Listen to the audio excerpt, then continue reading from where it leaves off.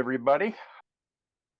Tonight we have a special treat as far as I'm concerned, working with us this evening, teaching us some warm water techniques and um, tactics and that sort of thing. And I want to introduce you to Patty Lueken.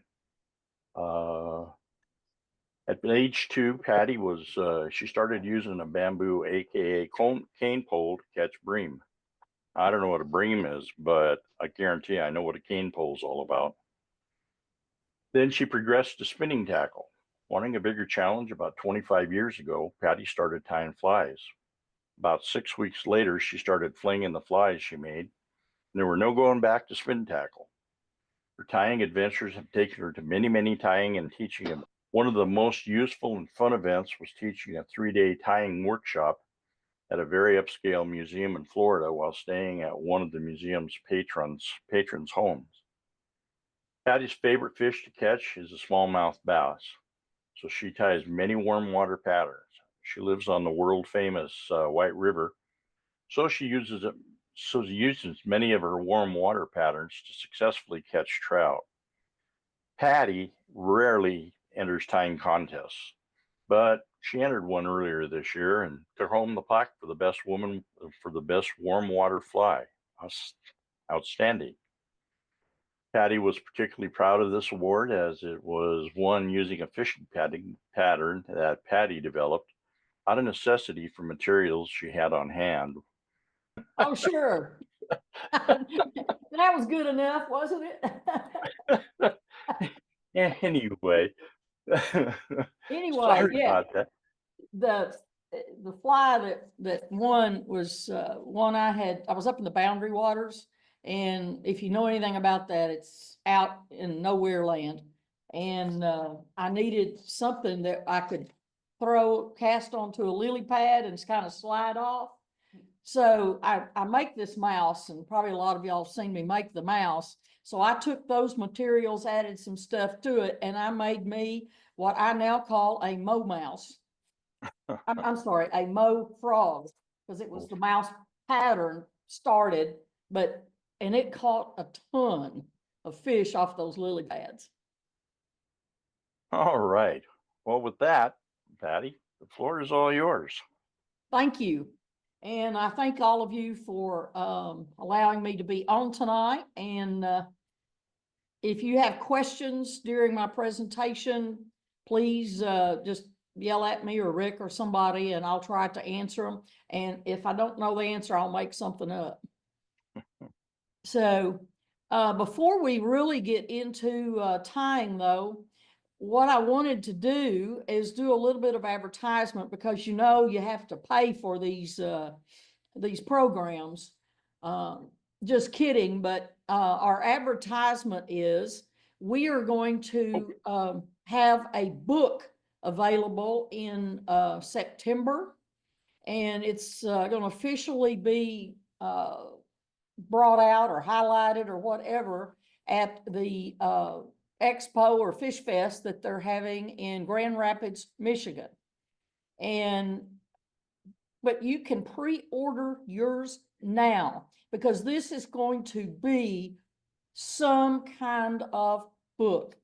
What we did is we took the people that wanted to be in the book, that were hires at the rendezvous down in Dallas, Texas last year, and they turned in flies and how to make the fly, and some of them put pictures, some of them, but we have pictures of all the flies and the ingredients, but we have more information.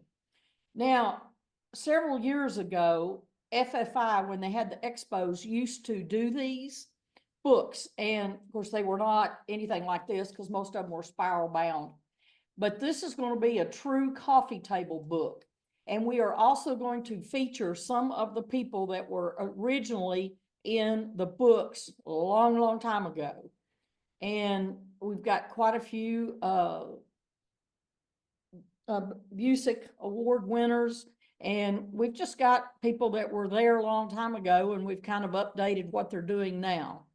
And one of the people that was in the book from not, I won't say too long ago, because I don't want to embarrass Al, but Al Beatty was in that book and several of them. So he's going to have a layout in there. We also have some great articles from International Tires. So you're going to have to get one of these books. So only $75, and the money that we make, which will probably be $30 off of each book, will go to help us with our library that we keep up, that Dutch Boffman does, and it will really help improve the Busick Award winners library that we are trying to get most of the winners in. We're trying to get their materials. So that costs quite a bit of money to do that. And so this is one of our fundraisers. So please, please, please buy the book. And if you don't have a coffee table, I don't know, sleep with it. Okay, that's our that's the only advertisement we'll have tonight. So from here on, it's advertisement free. Okay, the first thing I want to do, this is going to be kind of techniques. We're going to talk about tips. We're going to talk about a technique or two. I'm going to tie a fly. And what I'm going to do when I tie that fly, I'm going to give you maybe an alternative to find the materials more cheaply, or to make them versus growing them and buying them. So if you if it's too simple for you, I'm sorry, but I'm trying to make it where it's kind of middle of the road, because some of you guys that I see on here are just fabulous tires. And everything I learned is from Al Beatty and his wife, Gretchen. So if I say something wrong, I'll just make note of it and you can tell me later. But he is certainly has helped so many people in their tying pursuits. Now I'm going to switch this now over to the video that to show you to start the tying. And I have already put a hook and just kind of set it up, because we're just doing a technique here. And the reason I chose this technique, because of all the things I've learned from Al, this is the only thing I've been able to teach him. So I'm thinking there may be a couple of other people that don't know how to do it. So, you know, when you're making a clouser, you have to put the eyes on. And one of the things you want to do is make sure that those eyes are very, you can't see that, are that they're on there. And I don't like to use a lot of glue, so I make mine where you don't have to glue them, and instead of putting 75 wraps on it, you can do it a little bit faster. And this is actually something I learned in my earlier days when I was a scoutmaster. When I was a scoutmaster, we had pioneering projects. And what that means is we made tables, or we made all kinds of stuff from sticks. And so the guys learned all these techniques. And so this is a technique from there called frapping. And I don't know if y'all have seen this, but I'll just go ahead and do my little figure eights. I need to put that back a little more. And get this on the hook. And I've already made my thread base, so we have that in place. Okay, now I've just done the regular figure eights just like we would do normally. And now what I want to do, and I probably won't, it won't tighten up in one, but it'll take 2 or 3 times. But what I'm doing, and I have to be real careful with this because I'm using 8/0 thread.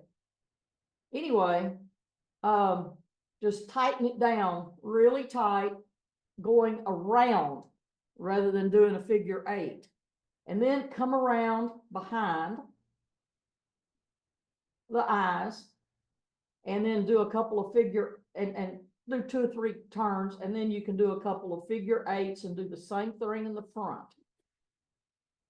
And you can see that's pretty darn tight. But if I do that, well, you can't see it for my thumb, but it's pretty tight. I don't think that would move. But, you know, we fish these things and they're on rocks and trees and stumps and all kinds of stuff. So I'm doing 3 more on each side of the figure eights, and then I'm going to do the frapping again. Uh-oh. Well, I learned this from Al. We'll just keep going, Al. Anyway, so I'm doing the frapping, and I broke both of them. But that's what I do, is just do the frapping. And if you feel that right now, it does not move. And it'll stay that way. And you don't have to worry about getting stuff on your equipment, all the glue and everything. So you don't have to worry about that. And that is the one thing I've been able to teach Al. So Al, thank you for letting me teach you something. Anyway, the next thing we're going to talk about is using deer hair. And everybody knows about using tails for making clousers or whatever. And what I want to show you is just one simple little thing. And this is a fly, especially when I'm in the boundary waters, but it works here too. Taking the deer tail, and you're using this orange. In Crooked Creek, which is a smallmouth bass fishery here that's very well known and has tons of smallmouth bass. This is a good color for it. But you see the back is a different color. And I don't know if I can, yeah, there we go. You see how the back has more brown? Well, usually, you know, that you don't use that so much, but that is a perfect color match to go with your orange on the belly. And that's what I use whenever I'm making clousers when I want to white bass or fish for a smallmouth bass. So anyway, you can use all that up and it saves you some money. Okay. The next thing we're going to talk about are, and this is just something I do. Susan Parsons is here with me, and she just laughed at me when she saw what I had done. But anyway, I sometimes work with friends and buy in bulk and then cut it back down. And one of the things, this is polypropylene that you use. And, oh, I'm on the wrong one. Anyway, I buy it in this big thing.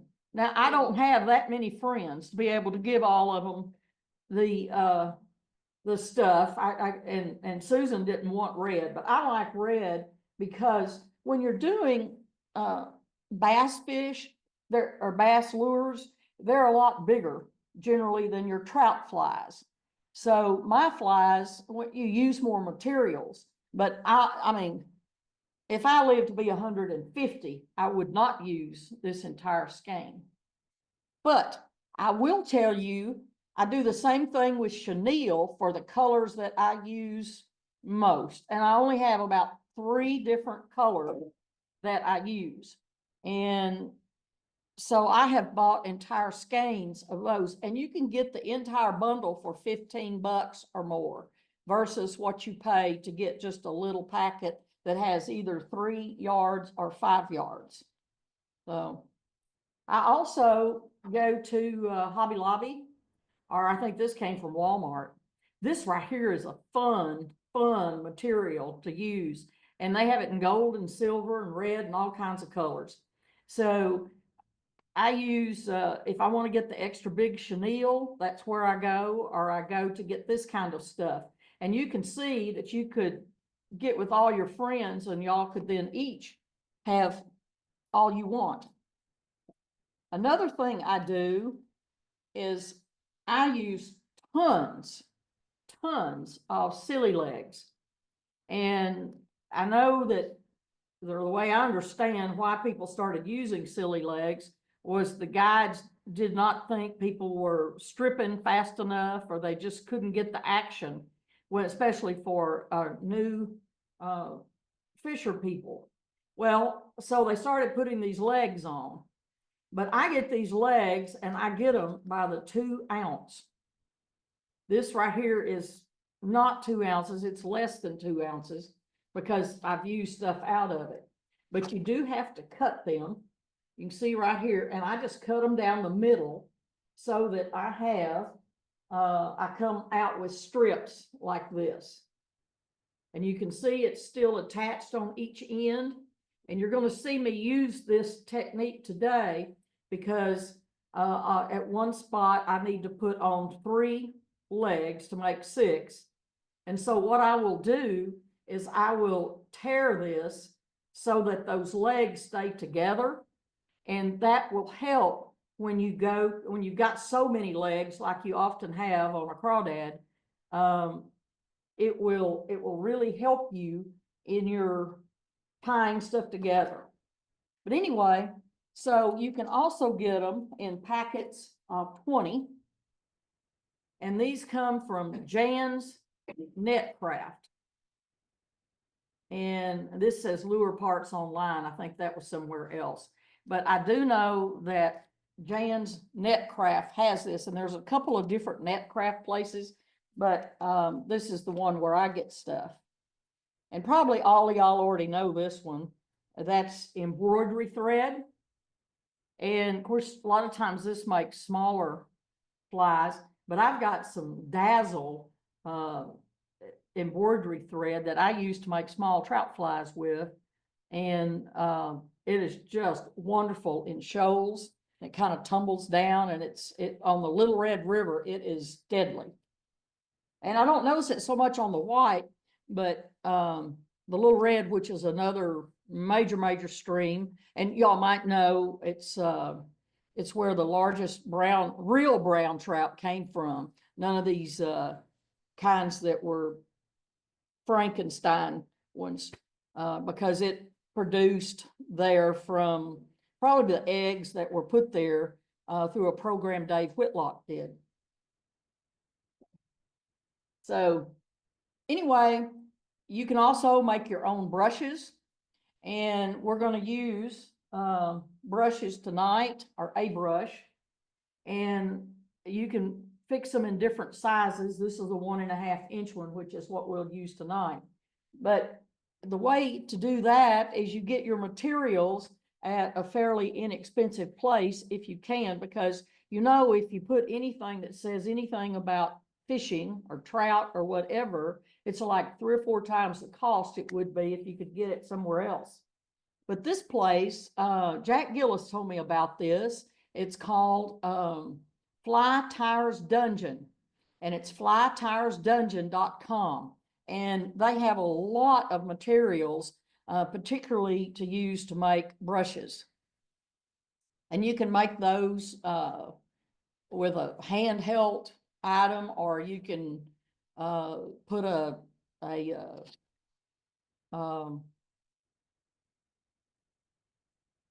I can't remember. Anyway, you can turn them and do it electronically. And you can make a ton of brushes that you can have to use, you know, for like 2 or 3 months. So you may want to just spend a Saturday or something, just making up brushes and doing different things and different patterns that you would think of for yourself. Always remember also to use wide gap hooks. And my favorite hook for bass fishing, and I use this so often, is this in a number 2. And you see it has a nice big gap because you can easily put all kinds of materials in here without blocking that blade. This is a Mustat size 2, and it's 3366 BR. And I think that hook works great. And I buy them by the thousand. Now, I know this is nothing new to people like Davy Watton and Al and all kinds of people that tie commercially. But going to 100 packs or 1,000 packs, you can save a ton of money. And I'm going to show you right here an example. We're going to use a super jig head tonight. And I bought 100 of these and I spent about 20 bucks. It might have been 25 because these are a little bit bigger, but this is a 100 pack. And I've got the same size hook, and I paid $4.70 for 10. So I'm getting these hooks in the 100 pack. I'm getting those for 25 cents a piece, and I'm getting these for 47 cents a piece. And don't kid yourself, you are going to lose quite a few flies if you are fishing where the fish are. So there's a lot of rocks, a lot of timber, and the smallmouth love those. So, and of course, you'll also catch bluegill and which is brim, and you'll catch all kinds of stuff when you're bass fishing in a stream like Buffalo River or Crooked Creek. So what we're going to do tonight, because I love tying crawdads, and this is a local pattern I don't think you've seen anywhere, because the guides here, I was shown this by a guide, and they're probably going to be mad at me for showing you guys. So you are in for a treat tonight as far as the fly goes. This is a crawdad, and it was shown to me about 2 or 3 years ago when I went on a smallmouth trip with Dwayne Hayda, who's a local artist and fisher person here. He has these smallmouth rendezvous programs where he goes different places several weekends in the summer. So this is a fly from that one of those weekends. So hopefully the one we're going to tie is going to look a little bit like this one. But you say, oh, it does not have a colored head, and it really does need to have a colored head. Well, of course it does. So I'm going to show you how to make one of those when you can buy these cheap silver ones. And then you can make your own with powder paint. Okay. And powder paint, this is the small jar. The big jar is way big, and you will see that I have placed these into different containers. That's because my friends and I divided them up. And each one of these, I did the orange here earlier, and I'll show you how, but each one of these containers would probably last me 2 lifetimes. And I use quite a few of them. And if you ever work with scouts or with youth, this is one of the most fun things you can do. And the reason is because you use fire.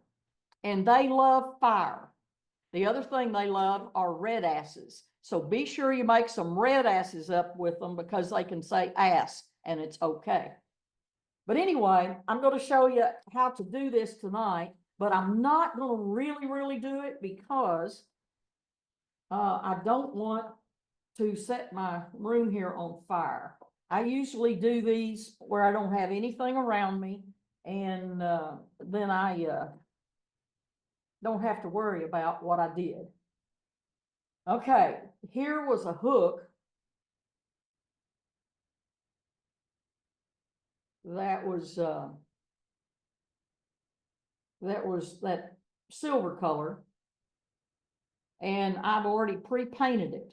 But how you do that is you set it on fire. Not really, but you get it hot. If you get it too hot, you will have a hook left and you'll have no lead. I noticed that now they are telling you if you want to heat it up, to do it in like a little oven, not your main oven, but if you've got a little toaster oven or something, to do it in that. But it says takes about 15 minutes.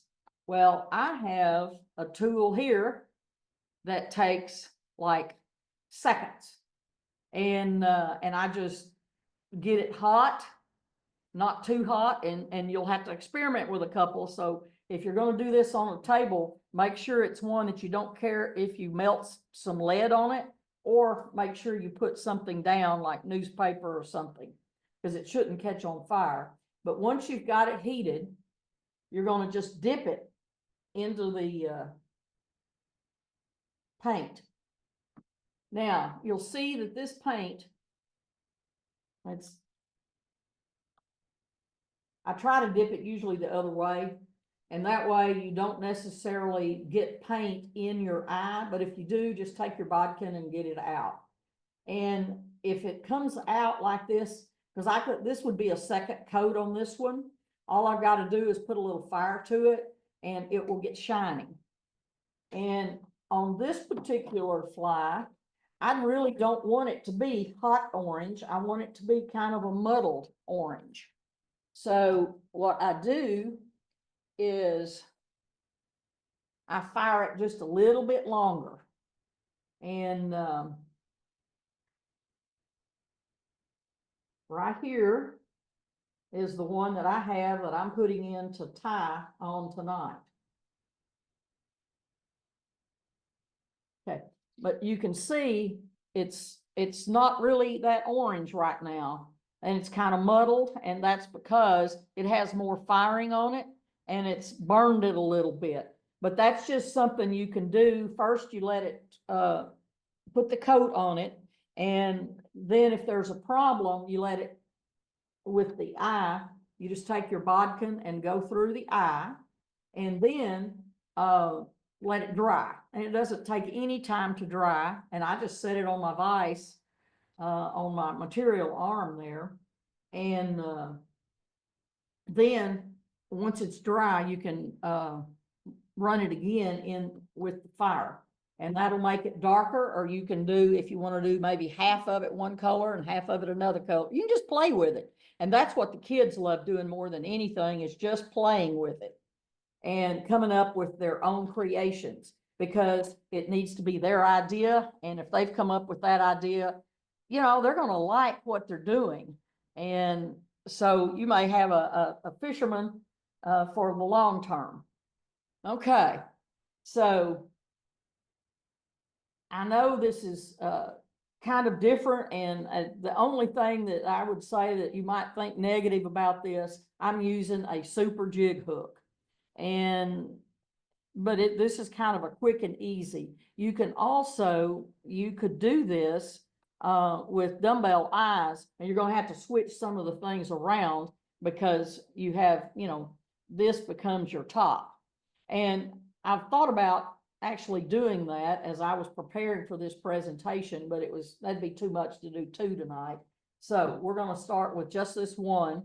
And anyway, we can do that some other time. Okay, the first thing I want to do is Want to show the materials list? show the material list.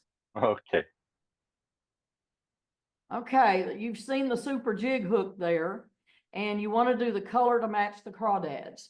The up in here, I use a lot more orange because the crawdads are more orangey color, but olive works part of the time too.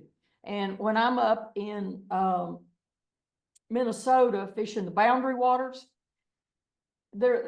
I mean, you need to look in the water. You need to find a crawdad if you can, and find if they're olive or they're orange. Most will be olive, but there are some lakes up there that they'll be orange.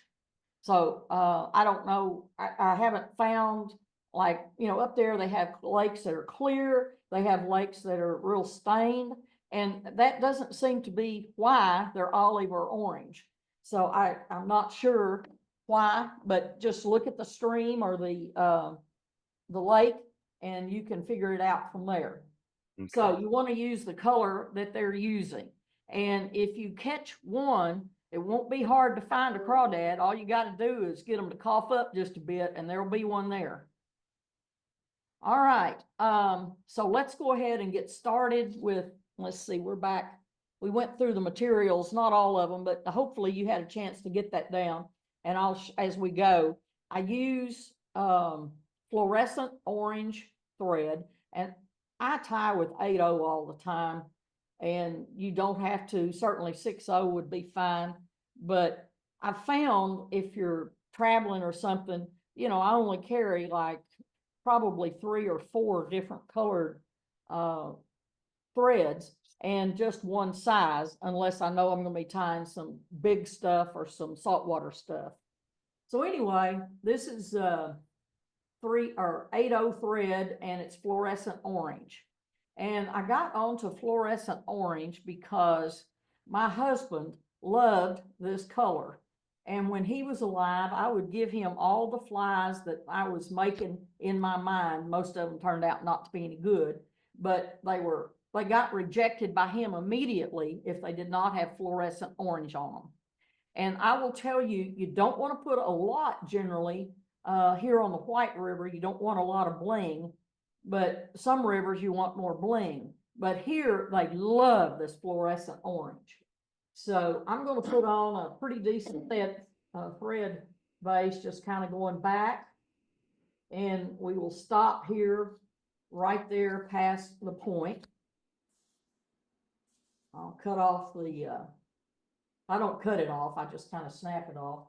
The extra tag in. Now, from here, I want to put on my eyes. And I'm going to show you something with eyes. And tonight I'm going to use eyes. These are large size because this is a 64th ounce or 30, that's a 32nd ounce jig head. Anyway, you can buy these, you get 10 per. Each one of those little eyes is a set of eyes. So I've taken those out and you can see the set of eyes. Problem is with these, they're kind of expensive. So let me show you another route. And it's way inexpensive. Take 20-pound or 30-pound line and put your fire to it. And I'll go ahead and try to do it on this one. I just don't want to burn anything. You're not in the camera, Cody. I'm not in the camera? Okay. Okay. Do you see what that does? And you can just burn it down and you can do that on each end. And what I do, if I want just straight across eyes, I'm making eyes that look like a Y on this one, and I'll show you how to put it on there. But if I'm just making them and I just want eyes on each side, I will put an eye, I'll just burn it to like right here and to right there. And I have actually some wider pliers that I use that will make it where they're about the same size if you have the pliers right in the center. So that's the way you make these eyes. Cheap, and especially cheap if you use the butt ends of your tippet. You know, that's going to be really heavy. And this, I think, was a 0X because I was using this down in Argentina.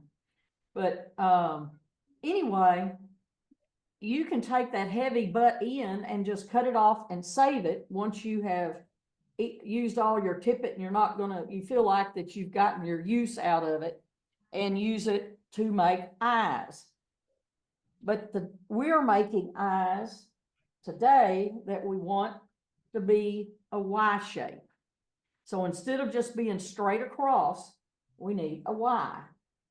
And so what we're gonna do, just take you a piece about this size. That's 3 inches or so. And I just did one side, but, we might be here a while if I tried to get them exactly the same size. Do you see how I cross them over now? And I cross them over, and then I lay it on my hook, and I just put thread around it, laying it on top of the hook, and I've got those eyes crossed over. They're not exactly, but it takes a minute sometimes to get them exactly right. But see, you can see, and if there's a problem with one's longer than the other, all you've got to do is just pull on it and you can fix that. And then, especially on this fly, I want lots of body, and I'll have to build it up with some dubbing, but this is going to help build it up. Then I would just keep going like this and cut it off right back here. I'm looking for my bodkin. Right back here before it gets to the head. And I have a virtually, totally inexpensive, almost nothing, head or eyes. And this works great. And I'll tell you another time you can, or another way you can do it. For those of you that use the resins, you can dip these in the resins. And what I do after I have my fly or have the eyes kind of the way I want them, I will color them with whatever color. My hand's in the way. Okay. So anyway, you can, I usually have it down. I don't have it up like this, but you can see, you can paint that whatever color you want, and it will work. And I have one here to show you. Okay. I've got eyes. I'll put it up here so you can see. And well, it looks like from that angle, they don't look exactly alike. That's a better angle, I guess. Okay. Anyway, so you can see I put those on there, and very, very inexpensive. But tonight, because sometimes it takes a bit to get them to line up, I'm going to use something that's a little bit easier to line up. And I will say clearly, this is definitely going to be easier for you. But, you know, I do things because I like the techniques. And hopefully there are some of you that think like that too. Anyway, so I'm just going to put these on, and you don't have to do any figure eights around the eyes at all because they're permanently molded there. So I'm just going to take this back all the way to the end, and I keep all of the stub end on the fly. Okay. And there were some questions. Were there some questions, Rick, or was that something else? Yeah, just request to put the pattern back up, and I said we'd wait until after. Oh, okay, okay.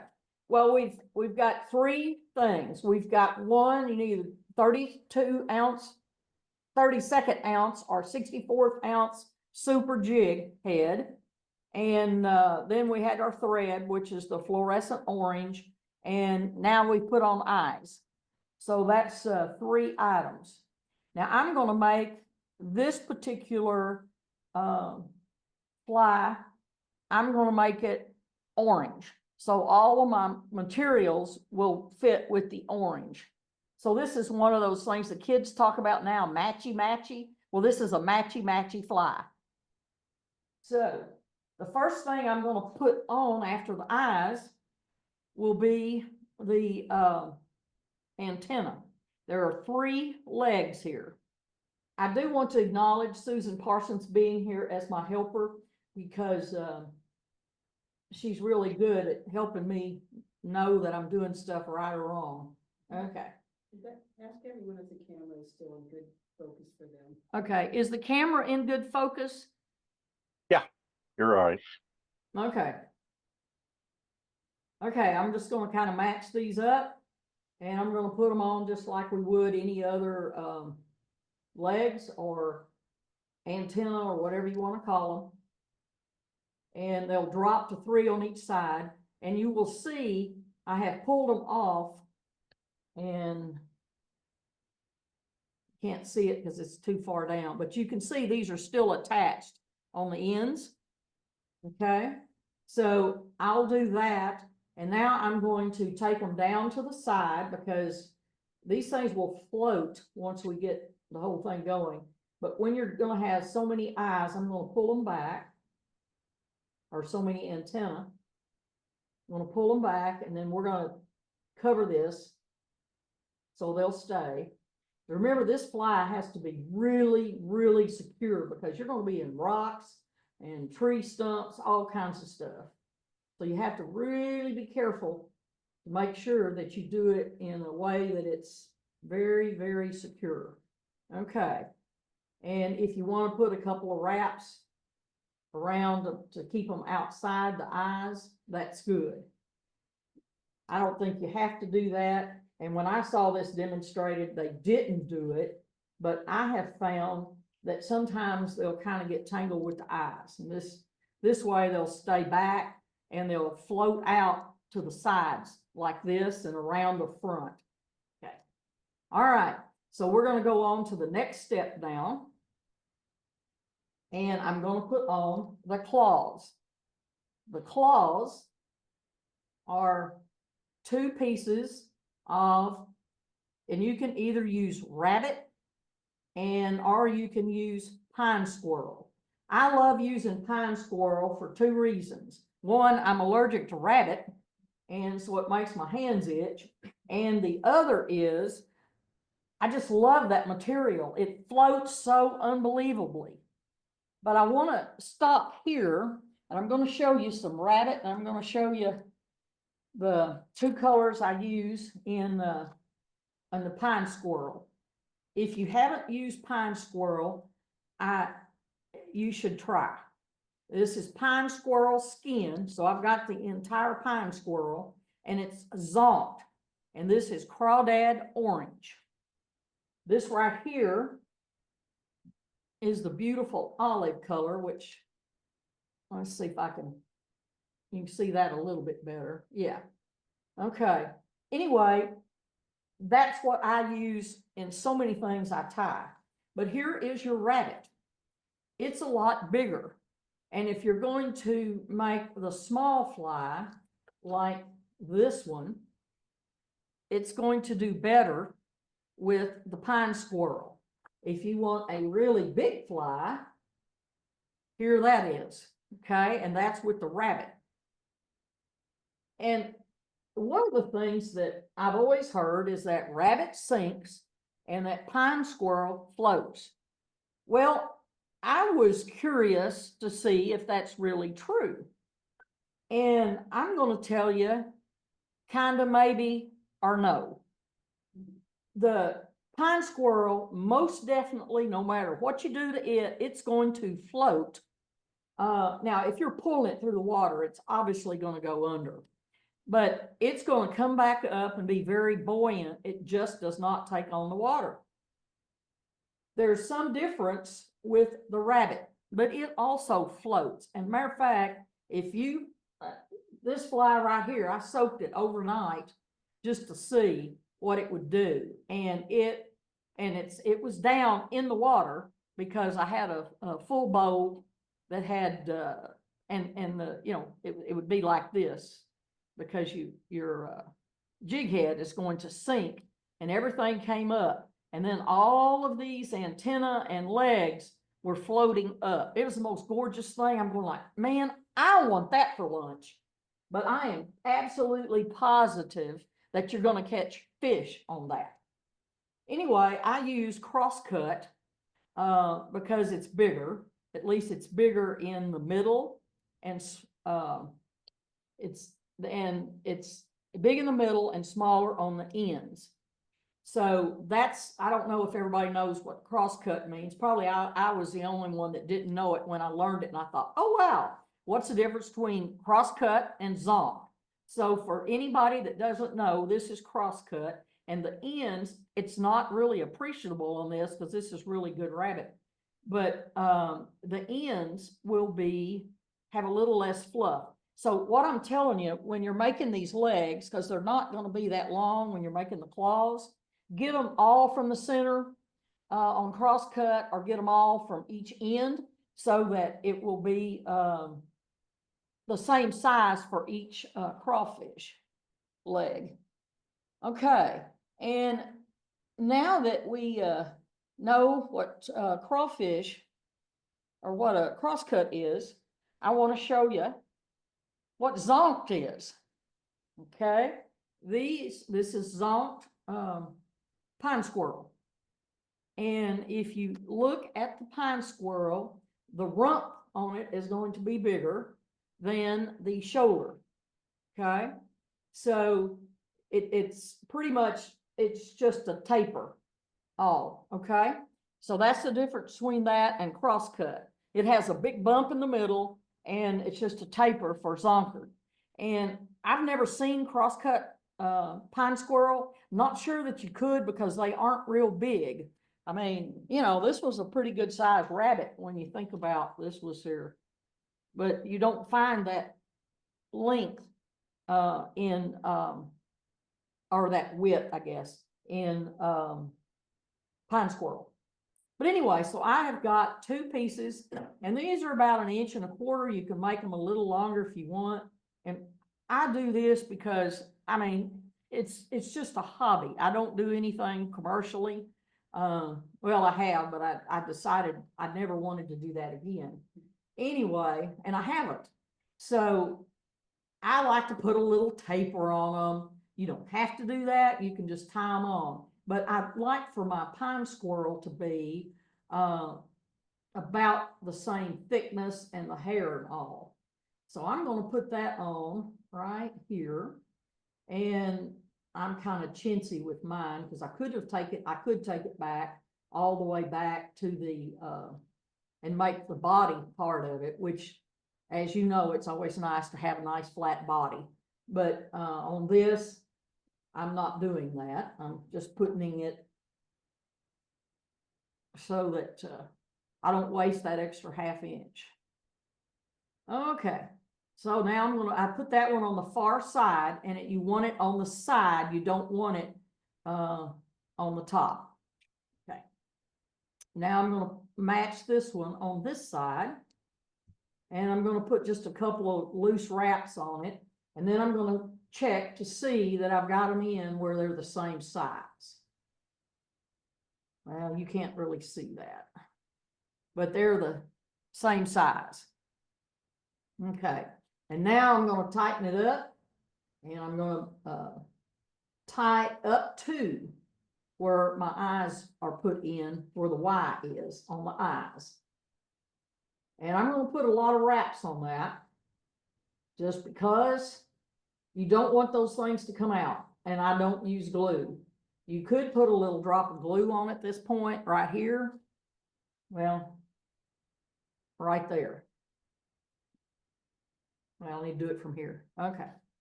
Anyway, so, well, you can see I already messed up. Look what I did. I put one on inside out. So that brings me to my next point for you.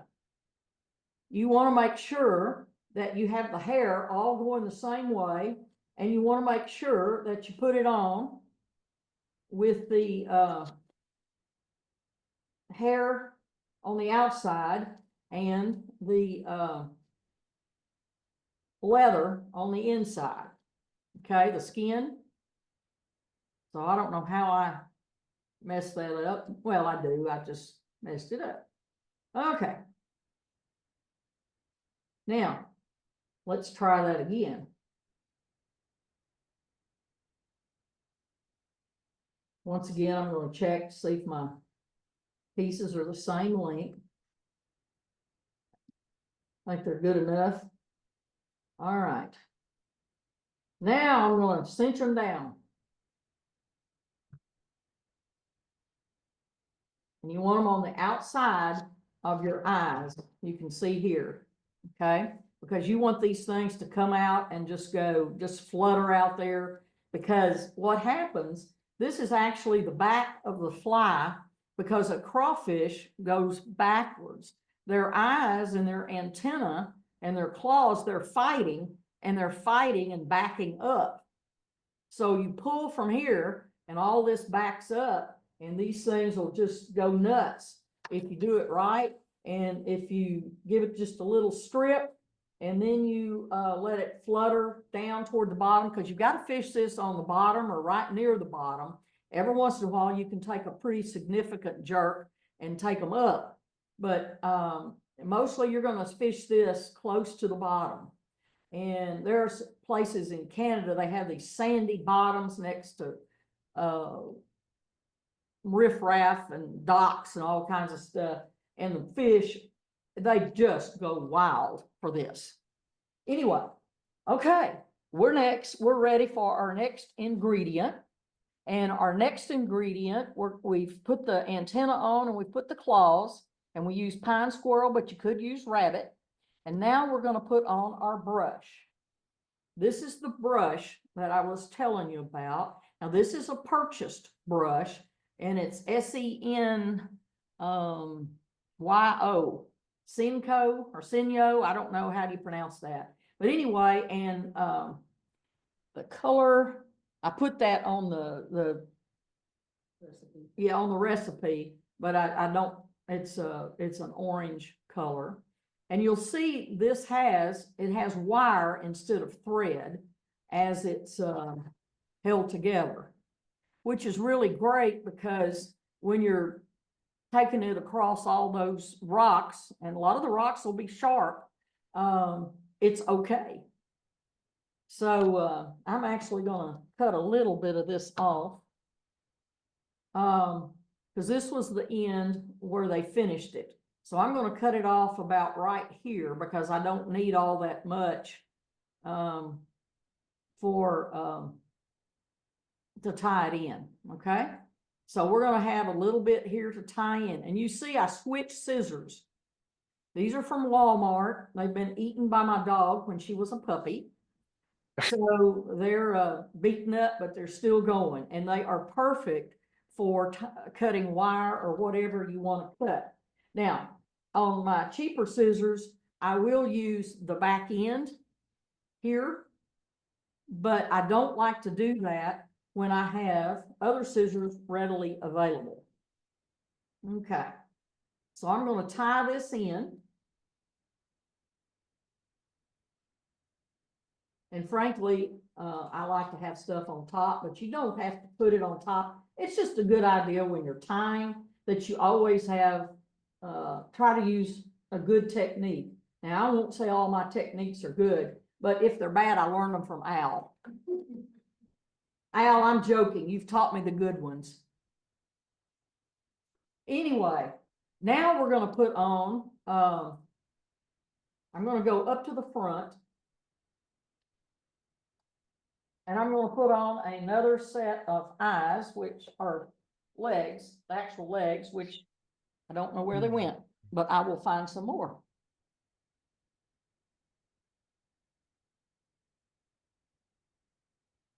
I tried to have everything out so that you could, we could go faster. But anyway, now when I took those apart, I got 3 instead of 2. So I just need 2 legs, which will make 4. And I'm going to tie them in up at the front.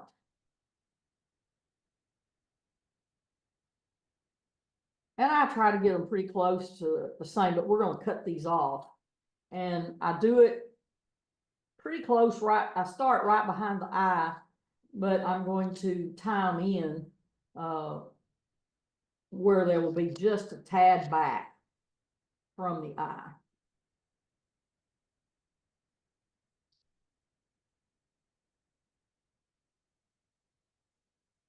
Now I've got that one going both ways, so it should work. And when you get all these in here, it's kind of hard to work, but you know, just kind of go slow and just have fun with it, and you'll do just fine. Okay, but you don't have to worry so much about crowding the eye when you have a big old ball like this. But, I like to still practice not doing them right on the front. Okay. The next thing we're gonna do is dubbing. And this is a Wapsi product called Craw Dub. How cute. Anyway, and it is burnt orange. So that's what I use. And probably all of y'all know this. I didn't when I first started. So if there's any newbies on here, what I would tell you to do to control your dubbing, just cut off the corner. And then you can take your bodkin and you can bring your dubbing up through it. Okay. And one of the things about dubbing, I want to take this back.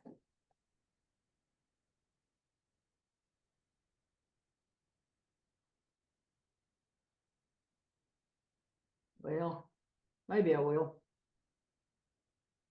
Sometimes it's hard to, I need to learn better management of my materials, I think. Anyway, so I'm going to take this back to where I put in the brush. And that was a 1.5 inch brush. You could probably, on a bigger fly, you could use more, but this right here is a 1.5 inch brush and it's on that big one. And I have, on the little one, I have the 1.5 inch brush. Look how bushy that is. Isn't that awesome? I mean, that looks fishy. So anyway, I'll put this on. I don't put it all on at once because I don't know. I don't like having a super long dubbing. And I don't use on dubbing this. Some things you have to use Al and Gretchen's dubbing wax, but I don't on this because it comes on and stays on pretty nicely.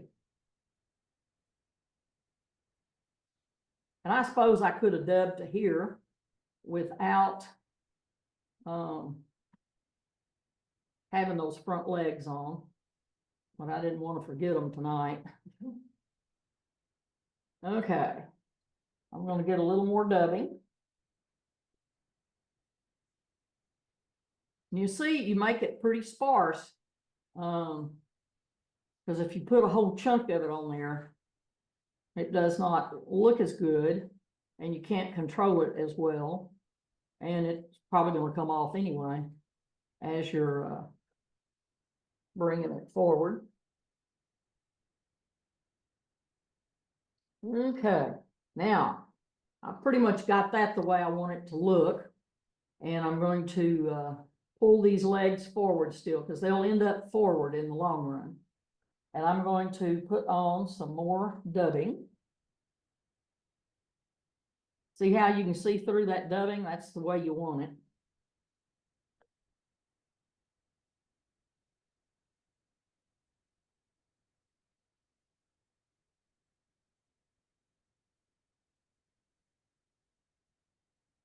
All right.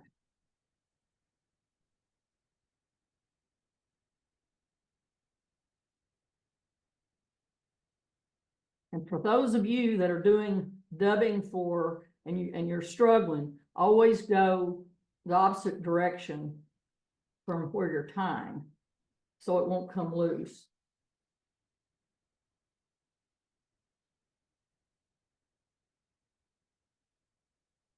Well, looks to me like I don't have any dubbing on there, where that is. Yeah, it's slipping on me, but that's okay. You know, it's not going to matter when we finish because, okay, I'm going to wrap this around this leg. This is one of the things I absolutely love about fly tying. It's hard to make a mistake you can't correct.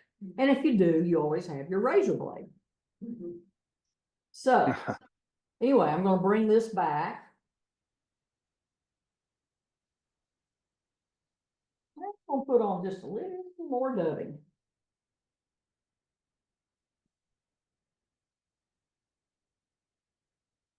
Remember this, this fly has to, grow into its legs.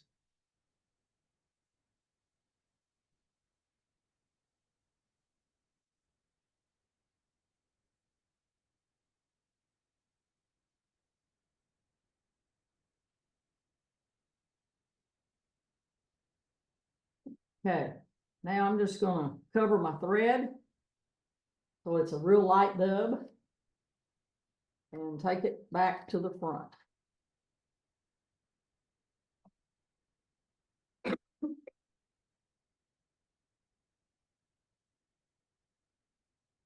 You can see how I built this up with the dubbing so that I've got a nice body.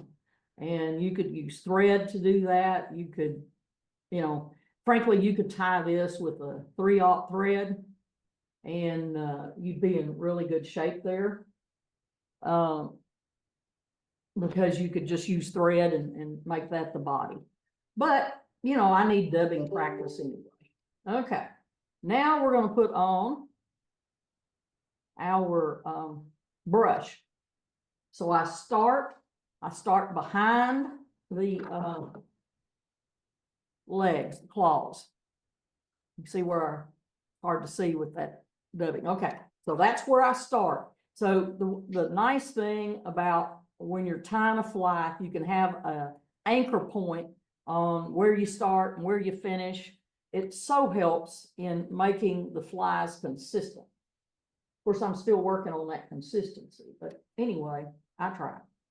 So what we're going to do, let's bring it back and we're going to keep brushing back so that, and try not to hang any of your brush up in your legs or on the other part of the brush.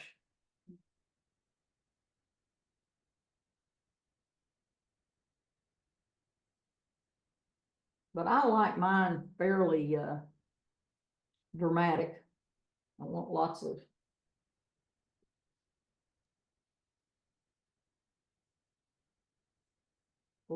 material. Okay, I think I've just about put on as much material as I can. So first thing we're going to do is put, we're going to put a couple of wraps just to tie it down. And then I'm going to take my old scissors and I'm going to go in here and I'm going to clip off that wire. Now, we've got the head and when you're doing flies, you know how everybody always wants the head to not have anything sticking out of it. Frankly, on this, it wouldn't hurt because we're making a crawdad and we want it to be bushy as everything. But to be consistent, I'm going to take a little bit of nature's product, which is my spit, and I am going to tie that down. Okay. Now, and you know, I can't see it, but you may be able to see there may be some sprigs still in there, but if there are, I'll just cut them off. Because I know you can always see them when you're watching somebody else's video. Okay, now I'm just going to do a whip finish.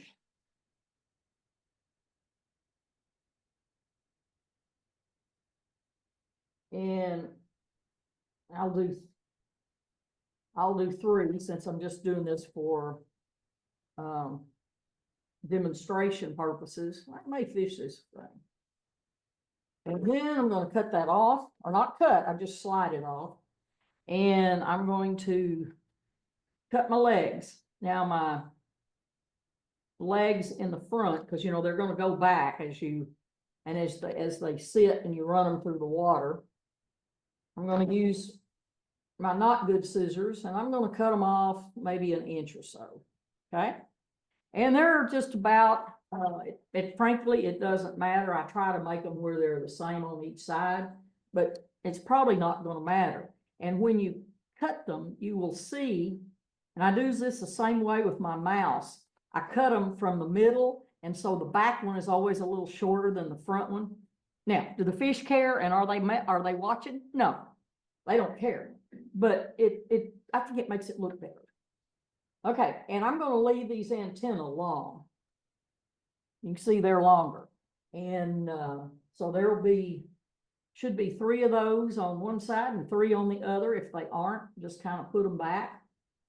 And because I think I've got 4 on one side. Did I cut something off? No, there we go. Tons of material to deal with here. I guess I only did 2 back there. I thought I did 3. 2 there. Well, I will tell you, I usually do 3 back here, and I had them held together, and so I guess I only did. Now I know where my 2 legs went. They went on the back. Now where my antenna are, I have not a clue. So that's how you make this. Now what I would do next is I'm going to kind of brush it out, and I want it to really be fluffy for me. Because it goes through the water, it's going to push a little water, and it's just going to make those fish go nuts.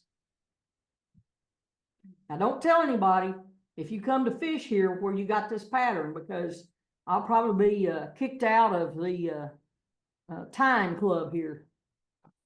Okay, there's your fly, and I hope y'all enjoyed this presentation. And we can now go back and look at the materials, and also if y'all have any questions. Yeah, I didn't see this before. Sorry about that. But Michael had asked if you'd remove your bobbin rest out of the video. It was kind of. Oh, okay. Was there something you needed to see specifically that I did that I could redo for you, where you could see it? I'll let Michael answer that one. It was fine. Okay, Okay. It was just a little distracting, that's all. I hear you. I'm sorry. No, that's fine. Don't worry about it. I enjoyed that.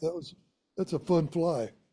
It's a fun fly, and I call it one of those guide flies because it's easy to tie. Now, when you go and you make it into using dumbbell eyes and switching stuff around, it's going to be a more difficult fly to make, and so then it'll become, I guess, a tires fly. Okay, has everybody had the opportunity to take a picture of the materials list? Okay, there is a question here. How long do you keep your antenna in relation to the claws? And how long are the legs extended down the body? Well, when you, let me show you this. Okay. Okay, I'll put it back up there real quick, Patty, Okay. so you can show. Hopefully everybody's got that now. Here, I'm gonna put this back on. There we go. You can kind of see, I took about an inch or a little more off of the front, and I didn't take anything off the back. It's just this folded in half at the back, and I just cut off where they're connected. Does that make sense? So it's about, now this is the antenna. Leave them long. So yeah, I was the one Yeah. that asked that question, if you don't mind. I've often wondered if I've been leaving the antenna too long and the legs too short. So I didn't know if there was any proportion to the fly length for legs versus antenna. Well, it's conceivable, but there's nothing in nature that's perfect. So, there's so many variations. I mean, as long as the antenna, especially if you let them, sit for a minute, and these will flop up and down. You just don't want them getting hung up in your, you don't want them to get hung up in your claws. But if you have them, you know, they will actually spread out, and it does not matter that they're, past the antenna. We're just looking for action. And, I don't mind them being, I mean, sometimes they're really, really long on a crawfish if you look at it. Yeah, exactly. Yep, yep. I appreciate it. Thank you. You All bet. right. Okay. Any other questions for Patty? Oh, Dennis asked what was paint? I Oh, the don't, powder paint? okay. And I'm gonna Powder ask paint. you, Patty, to send me a list of everything that you showed tonight, along with the where you got it from, and then we will put that out to everybody. And I'll put out the materials list for the fly. Okay. This Crazy Angler, I've been using them for a long time, and they really cater to spin fishermen and particularly crappie. But so the stuff's cheaper than it is since it's not for fly fishermen. But they have powder paint, they have hooks and all that kind of stuff. But I say this and I use some of this stuff, but I also frequent my local fly shop, because if I don't have my local fly shop here, where am I going to hang out? So anyway, I buy local as well, even though I know it's more expensive. But if it's your hangout place or place you can go tie on a Friday afternoon or something, then you want that place to stay open. So Be thankful that you've got a fly shop, because we don't up here in the middle of God's country, supposedly, and we don't have a fly fishing shop that sells fly tying materials.